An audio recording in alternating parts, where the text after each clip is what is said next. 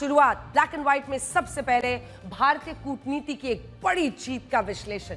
America ने उस TRF को आतंकी संगठन घोषित कर दिया है जिसने पहलगाम में आतंकी हमले को अंजाम दिया था, जिसने पूरे देश में धर्म के नाम पर दंगे फैलाने की साजिश रची थी, जिसने निहत्थे लोगों पर धर्म पूछकर हमला किया था।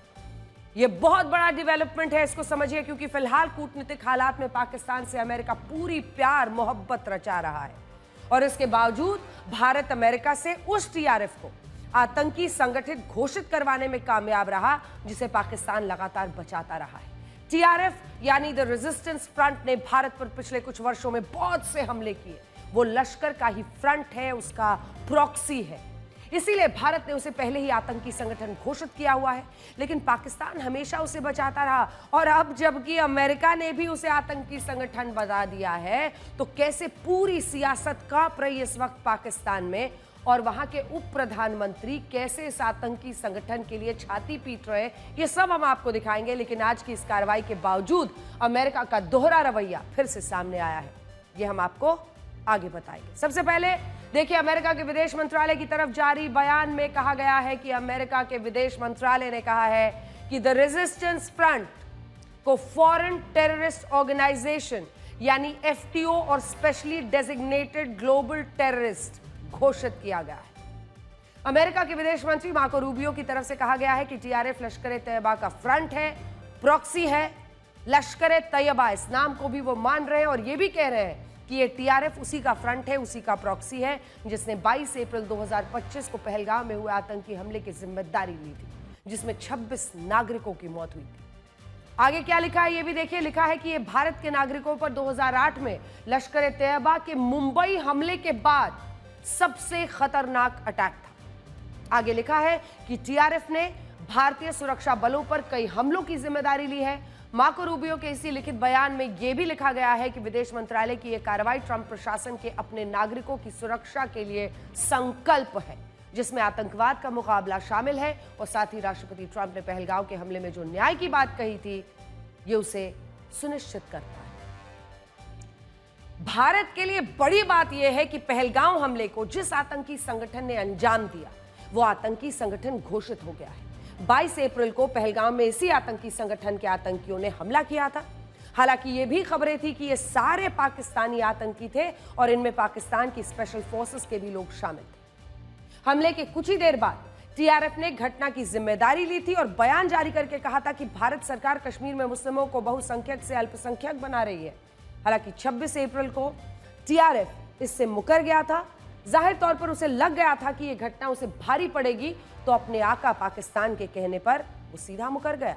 लेकिन आज वो आतंकी संगठन घोषित हो गया है। विदेश मंत्री एस जयशंकर ने टीआरएफ पर अमेरिकी प्रतिबंध का स्वागत किया है।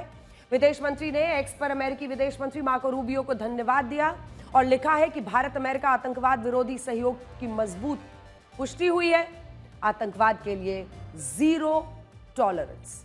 अब आपको बताते हैं कि टीआरएफ है क्या और इसने भारत पर कौन कौन से आतंकी हमले किए हैं।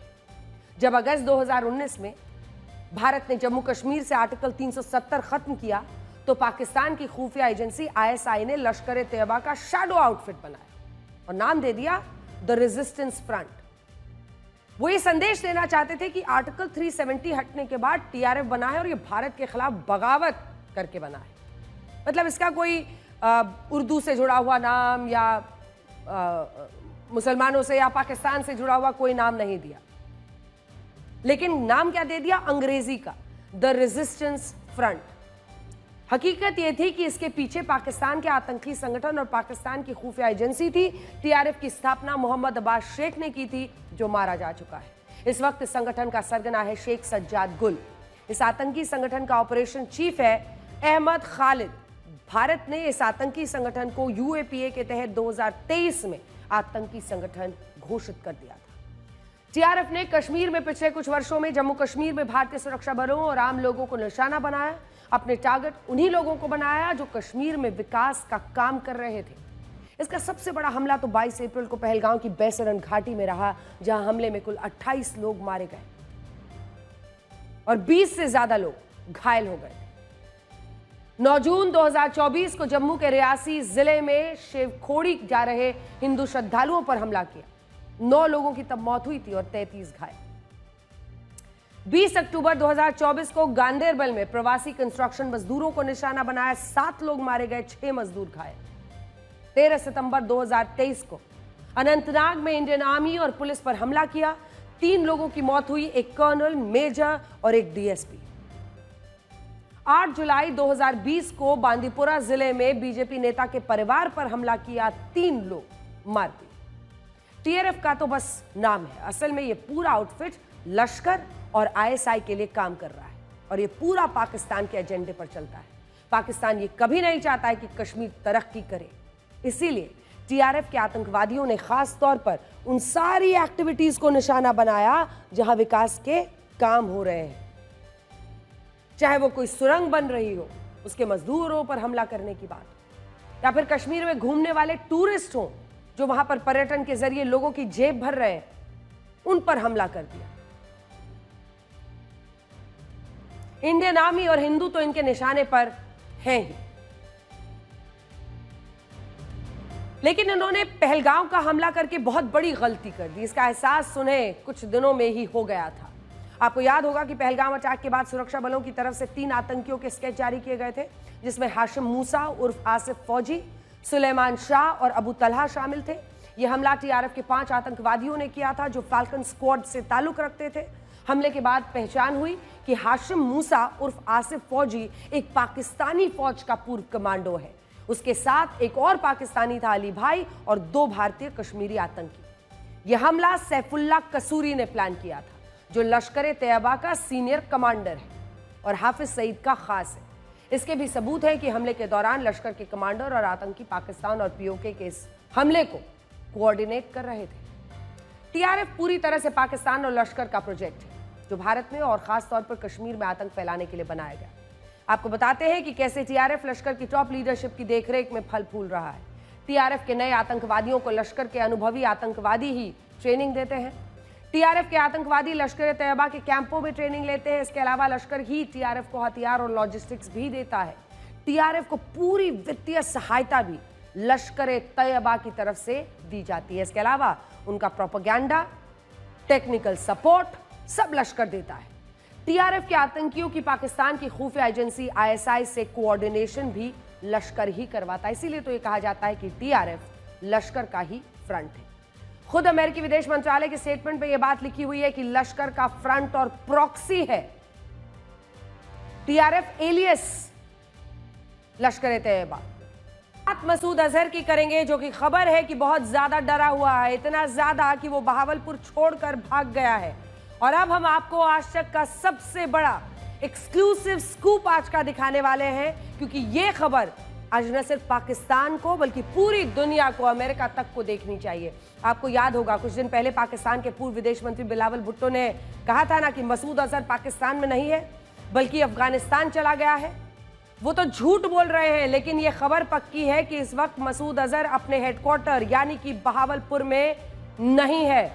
आपको याद होगा भारत ने 7 मई को ऑपरेशन सिंदूर की शुरुआत की थी और पाकिस्तान के आतंकी ठिकानों पर मिसाइलें दागी थी, और इन्हीं में से एक ठिकाना था मसूद अजहर के जैश ए मोहब्बत का बहावलपुर हेडक्वार्टर, जो आप इस वक्त अपने टेलीविजन स्क्रीन पर देख रहे हैं। भारत की ब्रह्मोस में यह ठिकाना पूरी तरह से तबाह हो गया था और फिर खबरें आई थी कि भारत के इस हमले में बहुत से आतंकी तो मारे ही गए हैं, साथ ही मसूद के परिवार के 14 लोगों की मौत हुई, जिसके बाद मसूद अजहर बहुत ज्यादा रोया, फूट फूट कर रोया।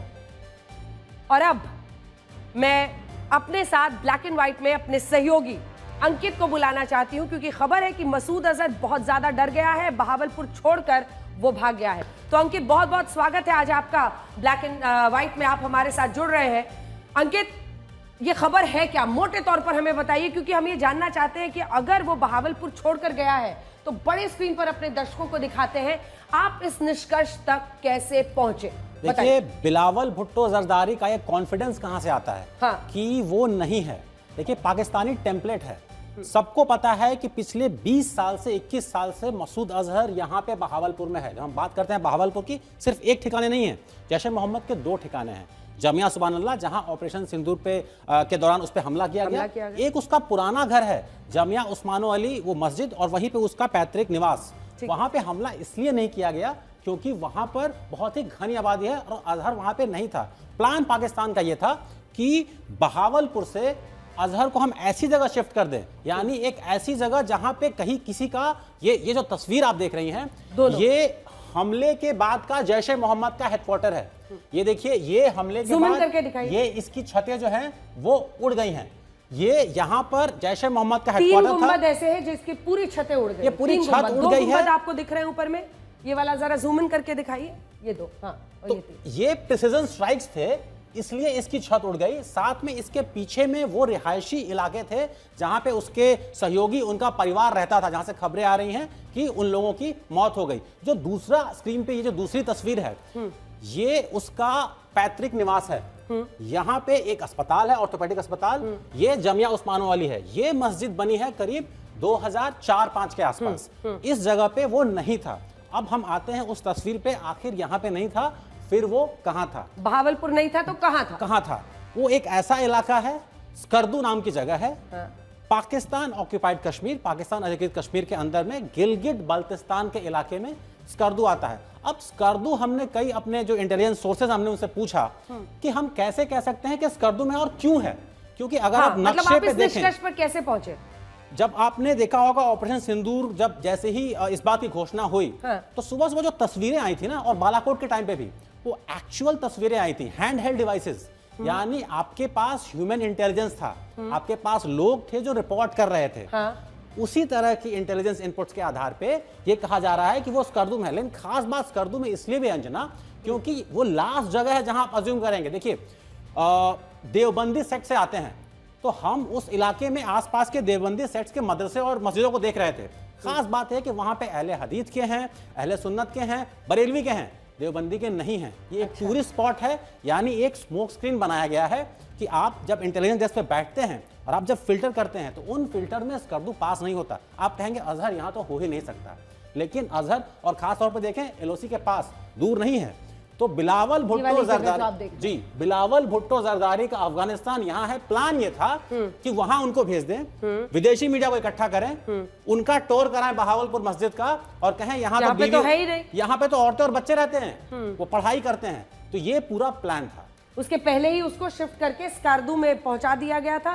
पूरा एक तरह से स्मोक फायर जिसको कहते हैं, स्मोक स्क्रीन क्रिएट किया गया था, ताकि बहावलपुर में विदेशी मीडिया को दिखाया जाए कि यहाँ पर तो महिलाएं, बच्चे, एक और इसमें सोशल वर्क होता है। एक और पैटर्न है, ड्रोन का डर दिखा है। देखिए, अजहर का जो पिछले 20 साल का पैटर्न है, वो एक जगह पे रहता है, एक जगह को वो छोड़ता नहीं है।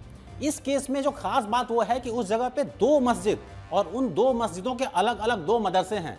कहीं पे भी वो एक जगह लगातार रहता नहीं है। ये ड्रोन का डर है कि कहीं अगर आप एक बिल्डिंग में आइडेंटिफाई हो गए तो वो बिल्डिंग तो जाएगी, साथ में मौलाना साहब भी जाएंगे। भी खबरें हैं कि पाकिस्तान भारत पर एक और आतंकी हमला कर सकता है। जैसा कि हमने आपको पहले भी बताया था, खुद पाकिस्तान से ये खबरें आ रही हैं कि अगस्त के महीने में पाकिस्तान एक साजिश जरूर रच रहा है। अगर हमारी सेना, हमारी फौजें उसे नाकाम करने में कामयाब होती हैं तो बहुत बड़ी सफलता होगी। लेकिन पाकिस्तान अपनी पुरानी हरकतों पर फिर से लौट आया है, फिर से अगस्त के महीने में किसी आतंकी हमले की प्लानिंग कर रहा है। अगर पाकिस्तान ने ऐसा किया तो फिर भारत की तैयारी पूरी है, और पीएम मोदी तो पहले ही कह चुके हैं कि ऑपरेशन सिंदूर ऑन है, खत्म नहीं हुआ है। भारत अपने दम पर अपने बाजू मजबूत कर रहा है ताकि दुश्मन को किसी भी स्थिति में मुंहतोड़ जवाब दिया जा सके। भारत ने 17 जुलाई को ओडिशा के चांदीपुर से कम दूरी के बैलिस्टिक मिसाइल अग्नि-1 और पृथ्वी-2 का सफल परीक्षण किया। बड़ी बात यह है कि दोनों मिसाइल्स का परीक्षण एक ही दिन किया गया। हाल ही में ऑपरेशन सिंदूर के दौरान भारत ने पाकिस्तान को उसी के घर में घुसकर मात दी थी, और अब भारत लगातार अपनी सैन्य क्षमताओं को बढ़ा रहा है। भारत की ये मिसाइल्स पाकिस्तान के लड़ाकू विमान F-15 और JF-17 से टक्कर लेने का भी दम रखती हैं। पृथ्वी-2 स्वदेशी तकनीक से विकसित मिसाइल है जो सतह से सतह पर मार करती है। इसकी मारक क्षमता 350 किलोमीटर तक है और ये 500 से 1000 किलोमीटर तक पेलोड ले जाने में सक्षम है। बड़ी बात यह है कि पृथ्वी-2 मिसाइल परमाणु हथियार ले जाने में समर्थ है।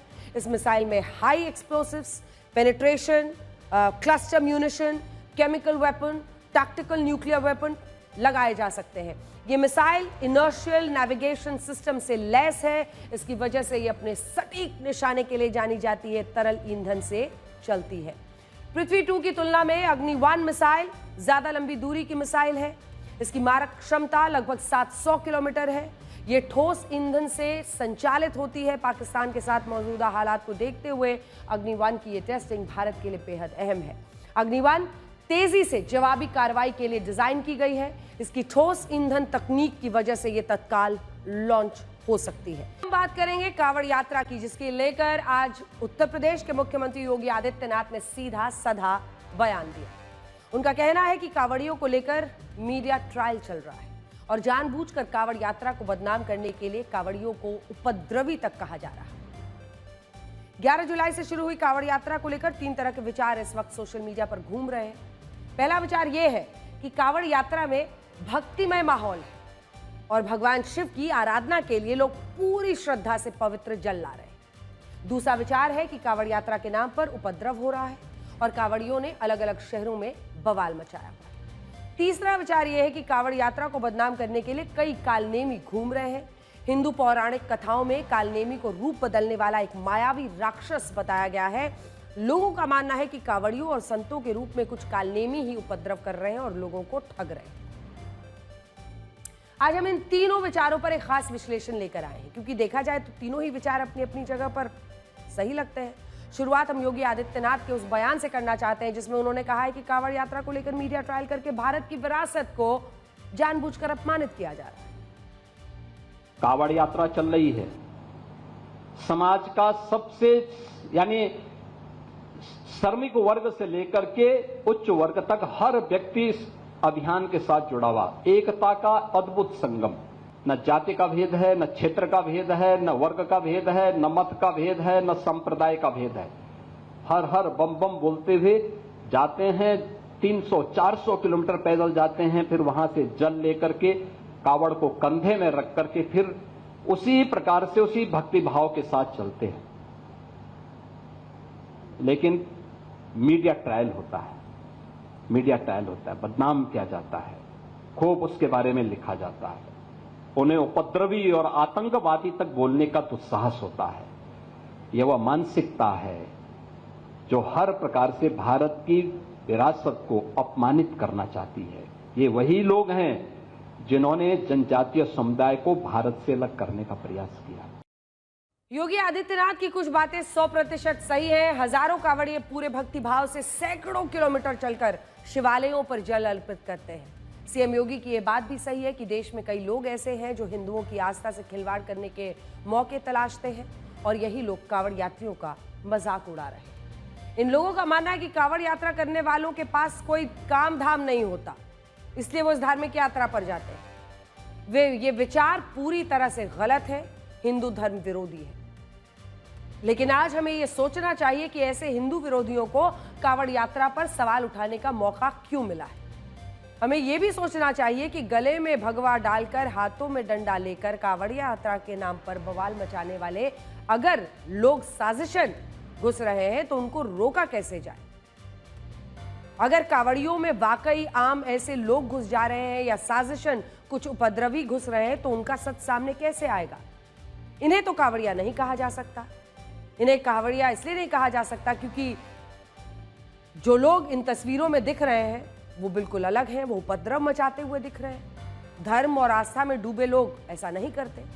कांवड़ यात्रा हिंदू आस्था से जुड़ी एक पावन यात्रा है, लेकिन कुछ लोग इसकी पवित्रता भंग करते हैं। पवित्रता को भंग करने वाले इन लोगों के विषय में बताना मीडिया ट्रायल नहीं बल्कि कांवड़ यात्रा से जुड़े स्याह पहलू को सामने रखना है। कुछ तस्वीरें आपको दिखाते हैं। यात्रा को अपमानित करने वाले जो लोग साजिशन कांवड़ यात्रियों के बीच में घुसकर इस तरह की गुंडागर्दी करते हैं। और तो और इस बार उत्तराखंड सरकार ने ऑपरेशन कालनेमी चलाया है। इसका मकसद है कि कांवड़ यात्रा में संत या कांवड़िए बनकर घूम रहे बहुरूपियों को पकड़ना। इस ऑपरेशन के तहत फर्जी संतों कांवड़ियों को पकड़ा जा रहा है। अब तक उत्तराखंड पुलिस ने 200 से ज्यादा फर्जी संतों को गिरफ्तार किया है जो भगवा कपड़े पहनकर कांवड़ियों का सामान लूटते थे। अब आखिर ये लोग कौन हो सकते हैं? साजिशन इन लोगों को कांवड़ यात्रा में कौन प्लांट कर रहा है?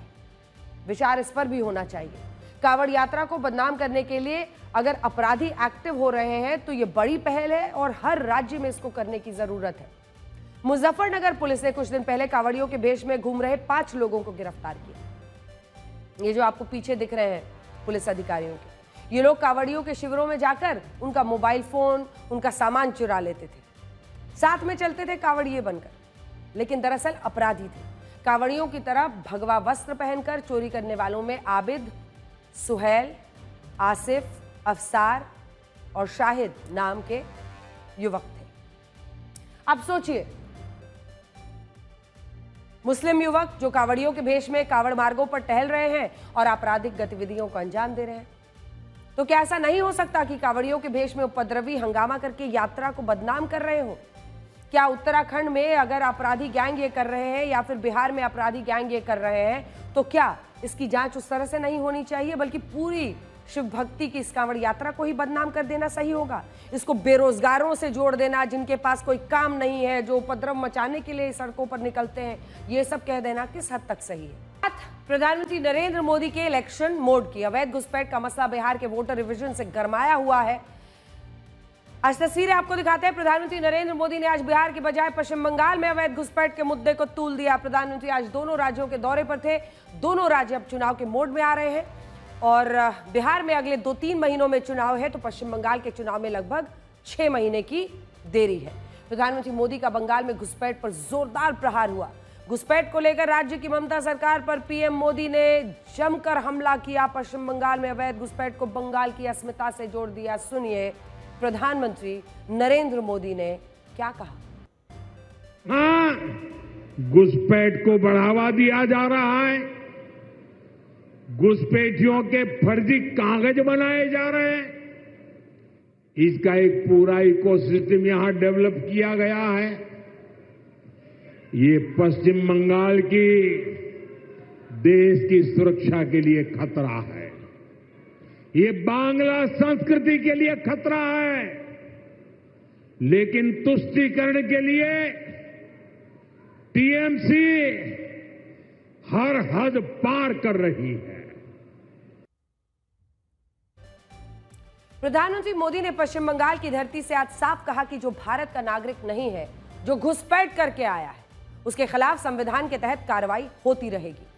आज प्रधानमंत्री का यह बयान इशारा कर रहा है कि पश्चिम बंगाल में आने वाले दिनों में अवैध घुसपैठ का मसला बहुत बड़ा हो सकता है। सवाल यह है कि पश्चिम बंगाल में घुसपैठ का मुद्दा क्यों बड़ा है। इसकी वजह यह है कि भारत बांग्लादेश के बीच सबसे लंबी जो सीमा है वो पश्चिम बंगाल से लगती है 2216 किलोमीटर।